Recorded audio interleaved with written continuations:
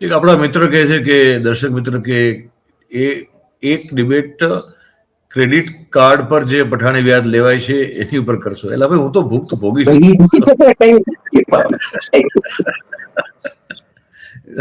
તેવા તો નહીં કહેતા તમે વ્યાજના ચક્કરમાં તમે ફસાવવી બહુ જરૂરી છે અને એ ખાવાનું છે ભાઈ. કારણ કે આમાં હવે તમને વ્યાજના ચક્કરમાં ફસાવી, હવે આ હિન્દી ગોમાં બાપુ આવડા રૂપિયા કમાનારો વર્ગ એને તમે એરપોર્ટ ઉપર ભેગો કરી દીધો.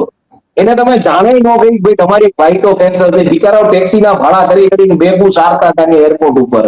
ઓલામાં લઈ જાય, અંદર જાય ત્યાં સુધી કોઈ કહેતું નથી. ત્યાં ડિસ્પ્લેમાં ડિલેટ દેખાડે એટલે અંદર વયો જાય, અંદર જઈને ચેકિંગ કરે, ફ્લાઇટમાં બોર્ડિંગ કાર્ડ આપી દેવામાં આવે, માલ ખોલો પાછો ઓલાનો ભેગું ને બધું વયું જાય લગેજમાં.